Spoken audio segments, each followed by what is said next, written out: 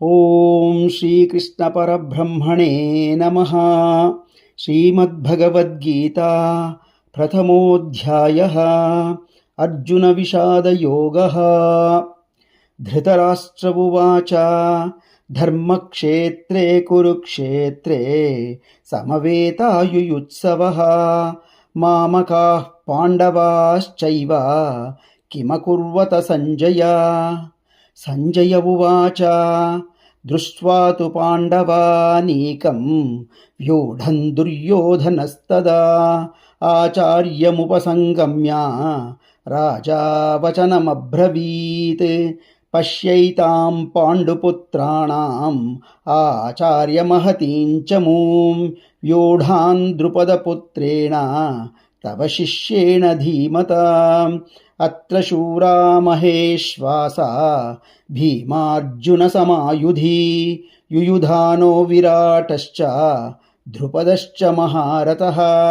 ದೃಷ್ಟಕೇತುಶ್ಚೇಕಿತಾನಃ ಕಾಶಿರಾಜಶ್ಚ ವೀರ್ಯವಾನ್ ಪುರುಜಿತ್ ಕುಂತಿಭೋಜಶ್ಚ ಶೈಭ್ಯಶ್ಚ ನರಪುಂಗವಃ. ಯುಧಾಮನ್ಯುಶ್ಚ ವಿಕ್ರಾಂತ ಉತ್ತಮೌಜಾಶ್ಚ ವೀರ್ಯವಾನ್ ಸೌಭದ್ರೋ ದ್ರೌಪದೇಯಾಶ್ಚ ಸರ್ವ ಏವ ಮಹಾರಥಾಃ. ಅಸ್ಮಾಕಂತು ವಿಶಿಷ್ಟಾಯೇ ತಾನಿ ಬೋಧದ್ವಿಜೋತ್ತಮಾ ನಾಯಕಾ ಮಮ ಸೈನ್ಯಸ್ಯ ಸಂಜ್ಞಾರ್ಥಂ ತಾನ್ ಬ್ರವೀಮಿ ತೇ. ಭವಾನ್ ಭೀಷ್ಮಶ್ಚ ಕರ್ಣಶ್ಚ ಕೃಪಶ್ಚ ಸಮಿತಿಂಜಯಃ ಅಶ್ವತ್ಥಾಮಾ ವಿಕರ್ಣಶ್ಚ ಸೌಮಧತ್ತಿಸ್ತತೈವ ಚ ಅನ್ಯೇ ಚ ಬಹವಃ ಶೂರಾಃ ಮದರ್ಥೇ ತ್ಯಕ್ತಜೀವಿತಾಃ. ನಾನಃ ಶಸ್ತ್ರಃ ಪ್ರಹರ್ಣಾಃ ಸರ್ವೇ ಯುದ್ಧವಿಶಾರದಾಃ. ಅಪರ್ಯಾಪ್ತಂ ತದಸ್ಮಾಕಂ ಬಲಂ ಭೀಷ್ಮಾಭಿರಕ್ಷಿತಂ ಪರ್ಯಾಪ್ತಂ ತ್ವಿದಮೇತೇಷಾಂ ಬಲಂ ಭೀಮಾಭಿರಕ್ಷಿತಂ. ಅಯನೇಷು ಚ ಸರ್ವೇಷು ಯಥಾ ಭಾಗಮವಸ್ಥಿತಾಃ ಭೀಷ್ಮಮೇವಾಭಿರಕ್ಷन्तು ಭವಂತಃ ಸರ್ವ ಏವ ಹಿ. ತಸ್ಯ ಸಂಜನಯನ್ ಹರ್ಷಂ ಕುರು ವೃದ್ಧಃ ಪಿತಾಮಹಃ. ಸಿಂಹನಾದಂ ವಿನದ್ಯೋಚ್ಛೈ ಶಂಕಂ ದದ್ಮೌ ಪ್ರತಾಪವಾನ್.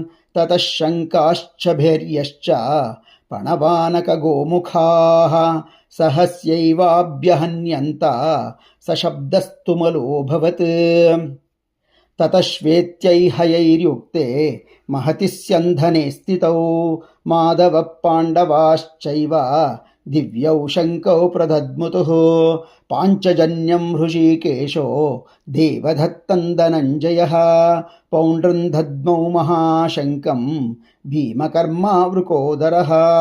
ಅನಂತ ವಿಜಯಂ ರಾಜಾ ಕುಂತೀಪುತ್ರೋ ಯುಧಿಷ್ಠಿರಃ ನಕುಲಃ ಸಹದೇವಶ್ಚ ಸುಘೋಷಮಣಿಪುಷ್ಪಕೌ ಕಾಶ್ಯಶ್ಚ ಪರಮೇಶ್ವಾಸಃ ಶಿಖಂಡೀ ಚ ಮಹಾರಥಃ. ಧೃಷ್ಟದ್ಯುಮ್ನೋ ವಿರಾಟಶ್ಚ ಸಾತ್ಯಕಿಶ್ಚಾಪರಾಜಿತಃ. ದ್ರುಪದೋ ದ್ರೌಪದೇಯಾಶ್ಚ ಸರ್ವಶಃ ಪೃಥಿವೀಪತೆ. ಸೌಭದ್ರಶ್ಚ ಮಹಾಬಾಹುಃ ಶಂಕಾನ್ ದದ್ಮುಃ ಪೃಥಕ್ ಪೃಥಕ್. ಸಘೋಷೋ ಧಾರ್ತರಾಷ್ಟ್ರಾಣಾಂ ಹೃದಯಾನಿ ವ್ಯದಾರಯತ್. ನಭಶ್ಚ ಪೃಥಿವೀಂ ಚೈವ ತುಮುಲೋ ವ್ಯನುನಾದಯನ್. ಅಥ ವ್ಯವಸ್ಥಿತಾನ್ ದೃಷ್ಟ್ವಾ ಧಾರ್ತರಾಷ್ಟ್ರಾನ್ ಕಪಿಧ್ವಜಃ ಪ್ರವೃತ್ತೆ ಶಸ್ತ್ರಸಂಪಾತೆ ಧನುರಧ್ಯಮ್ಯ ಪಾಂಡವಃ. ಹೃಷೀಕೇಶಂ ತದಾ ವಾಕ್ಯಂ ಇದಮಾಹ ಮಹೀಪತೆ. ಅರ್ಜುನ ಉವಾಚ ಸೇನಯೋರುಭಯೋರ್मध्ये ರಥಂ ಸ್ಥಾಪಯಮೇಚ್ಯುತ. ಯಾವದೇತಾನ್ನಿರೀಕ್ಷೇಹಂ ಯೋದ್ಧುಕಾಮಾನವಸ್ಥಿತಾನ್. ಕೈರ್ಮಯಾ ಸಹ ಯೋದ್ಧವ್ಯಂ ಅಸ್ಮಿನ್ ರಣಸಮುದ್ಯಮೇ. ಯೋತ್ಸ್ಯಮಾನಾನವೇಕ್ಷೇಹಂ ಯಯೇತೇತ್ರ ಸಮಾಗತಾಃ.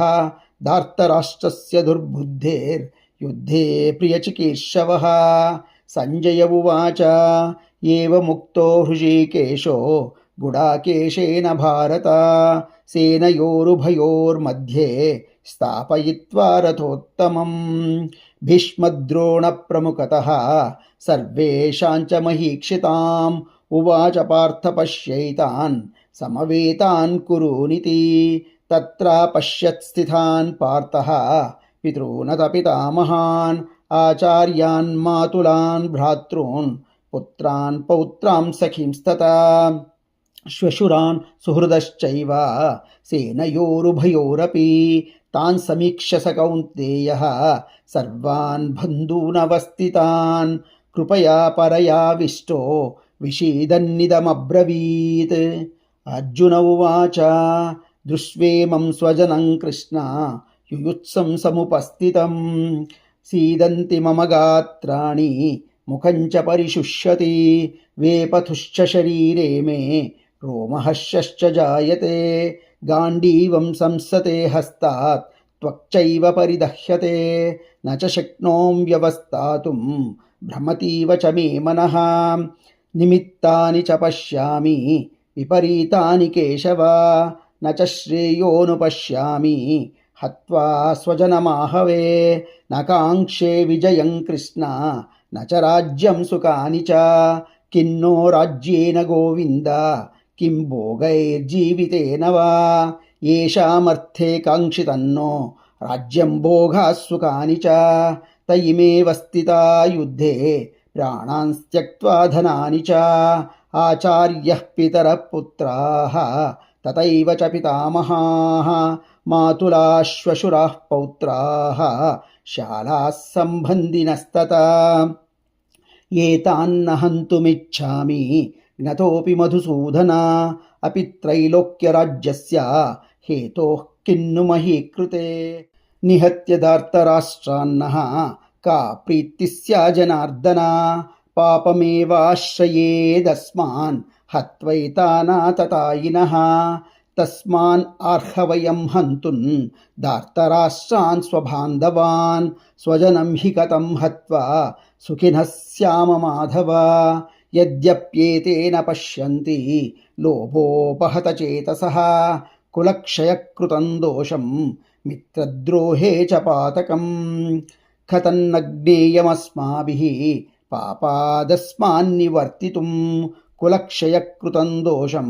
प्रपश्यद्भिर्जनार्दन कुलक्षये प्रणश्यन्ति कुलधर्माः सनातनाः धर्मे नष्टे कुलं कृत्स्नम् अधर्मोऽभिभवत्युत अधर्माभिभवात् कृष्ण प्रदुष्यन्ति कुलस्त्रियः स्त्रीषु दुष्टाशु वार्ष्णेय जायते वर्णसङ्करः सङ्करो नरकायैव कुलघ्नानान् कुलस्य च पतन्ति पितरो हेषां लुप्तपिण्डोदकक्रियाः दोष्यैरेत्यै कुलघ्नानां वर्णसङ्करकारकैः उत्साध्यन्ते जातिधर्माः कुलधर्माश्च शाश्वताः उत्सन्नकुलधर्माणां मनुष्याणां जनार्दन नरके नियतं वासो भवतीत्यनुशुश्रुमा अहो बत महत्पापं कर्तुं व्यवसिता वयं यद्राज्यसुखलोभेन हन्तुं स्वजनमुद्यताः। अर्जुन उवाच यदि मामप्रतीकारम् अशस्त्रं शस्त्रपाणयः धार्तराष्ट्रारणे हन्युः तन्मे क्षेमतरं भवेत्।